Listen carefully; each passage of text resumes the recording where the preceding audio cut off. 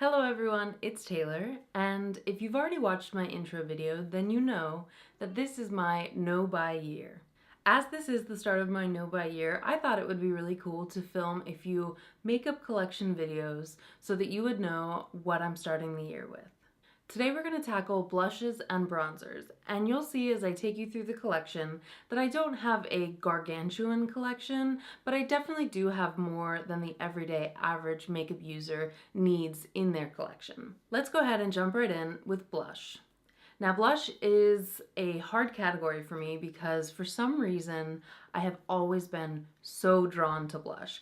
It's one of my vice items, if you will, blush and eyeshadows, which you'll see later when I film my eyeshadow collection video. The very first blush I want to show you is this one here in my Z palette. It is NARS Madly.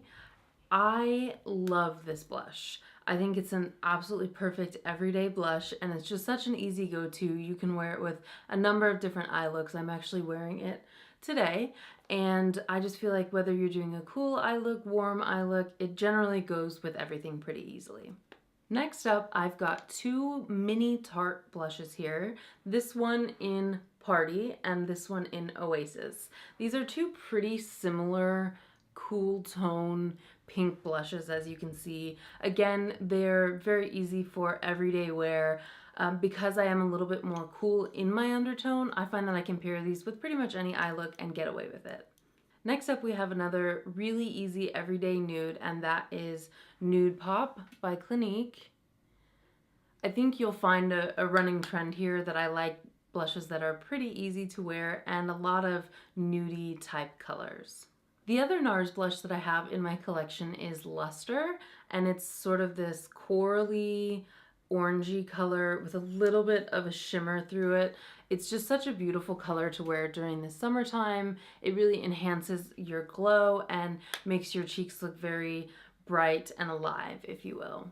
Moving on, we are going to talk about Milani blushes, and I have two of them.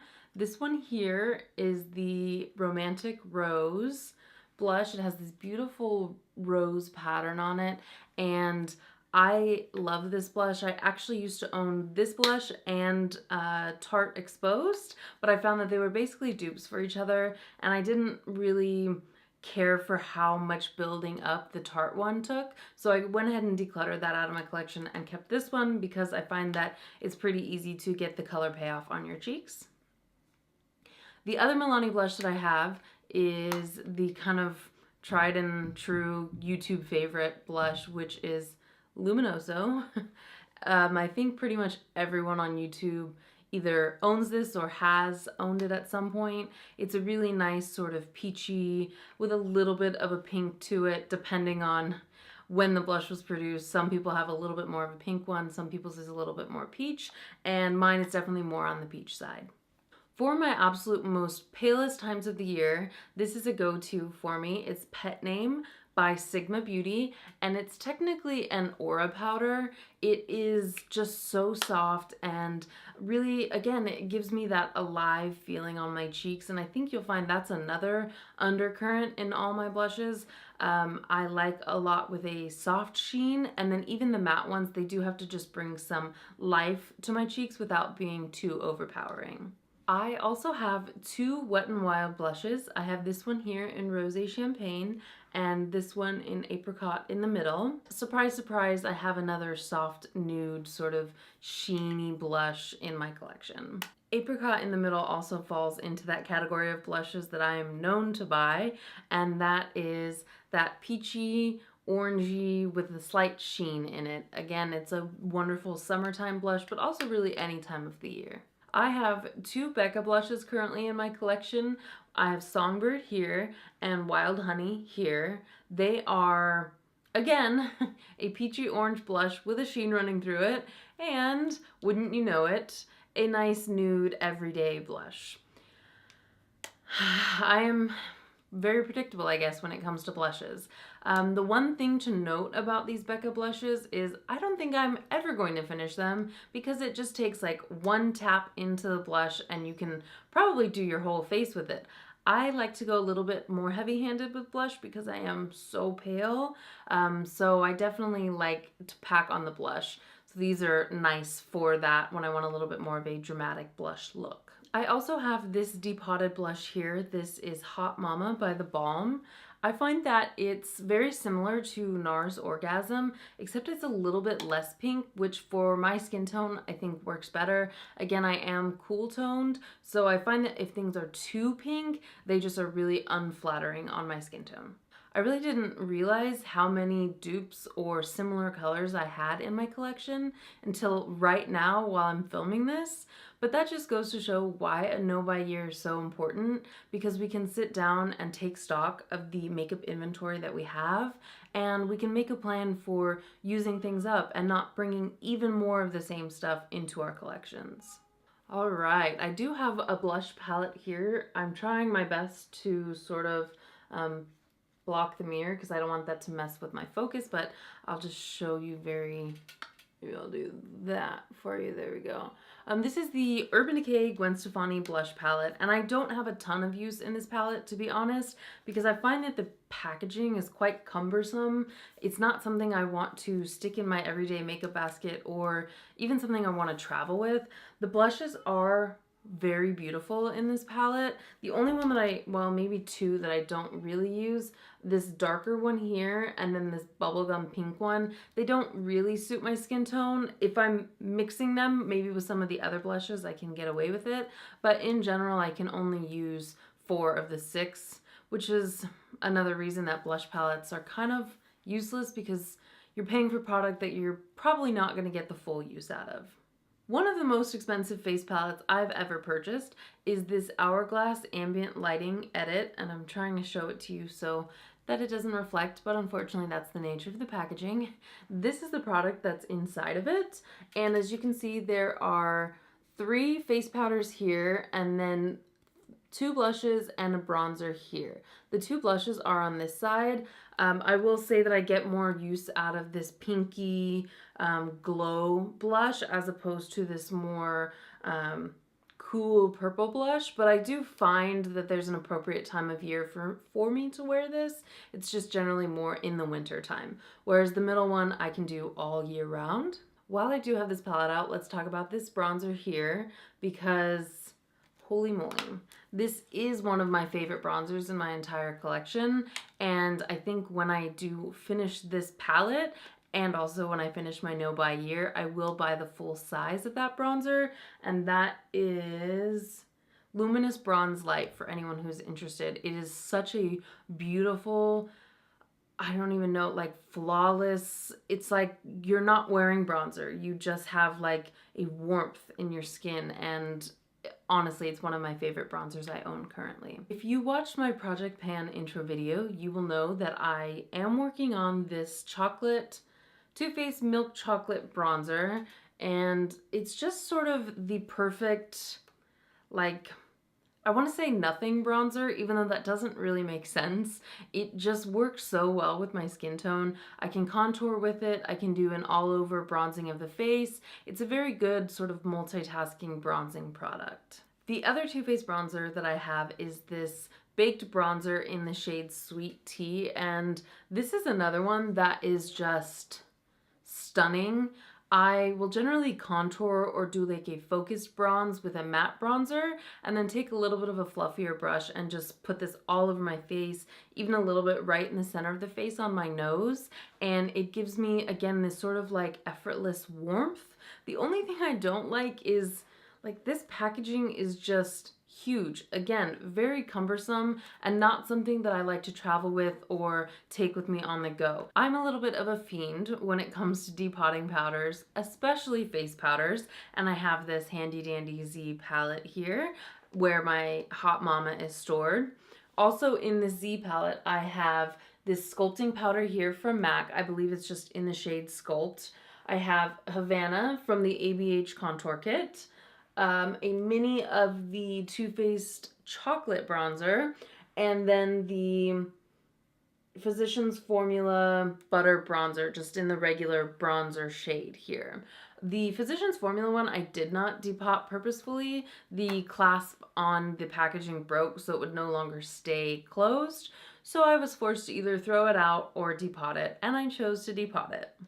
In addition to the Too Faced Butter Bronzer, the matte one, I guess it's not a true matte, but when comparing it to this one, I would say it's a matte. This is the sun-kissed version. It's got a little bit of a sheen to it, and to be honest, I have not worn this on the face once. I'm currently using the Too Faced Sweet Tea Bronzer in my everyday makeup basket, so maybe I'll switch this one over when I'm done using that one.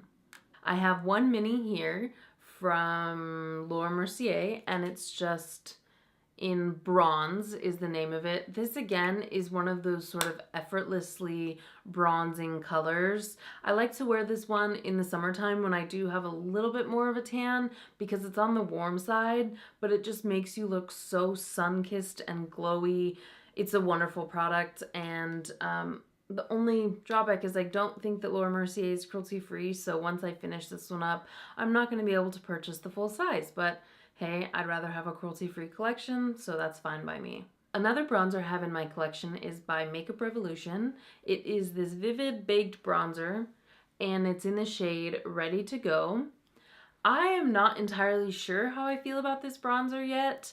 I haven't had a ton of opportunity to use it. As far as I can tell, it does have some sheen to it, but it's subtle enough that I wouldn't categorize it as a glowy bronzer. I think definitely this year I'll have to sit down and use it more and figure out exactly how I feel about it. Rounding out the very end of my bronzer collection are two bronzers from e.l.f. The first one being this Pressed Mineral Bronzer in the shade Tan Toffee. It is the most unique bronzer I own in my entire collection. It has this very unique undertone. I almost want to say it's like an olivey undertone because it has a warmth without being orange at all, and it just really suits me in the summer. I really can only use this when I'm at my most tan because it just gives this incredible, like, I've been out in the sun for a couple of hours and just like glowy warmth. I really do love that one, but as I said, like right now if I tried to use it, it would be a hot mess. So it's definitely a summer bronzer for me. And last, but certainly not least, is one of my favorite bronzers in my collection, and this is just I think it's just their baked bronzer. It doesn't have a sticker on the back, so I don't know if it's a specific color or if there's only one color. It's this nice domed baked product, as you can see here, and it just has the most gorgeous glow to it. There's no shimmers in it, but it's just this nice sheen on your cheeks. And once again, I feel like I am repeating myself describing a lot of my bronzing products, so that generally just goes to show that I'm drawn to the same sorts of things. So why do I need 5 matte bronzers and 5 glowy bronzers? I actually think if I counted it up, it would be more than 5 from each category, so that's a little bit scary. In all reality, I'm probably not going to use all of these bronzers before they go bad, so it's kind of a bummer when you think about it like that. Alright, so that was my blush and bronzer collection.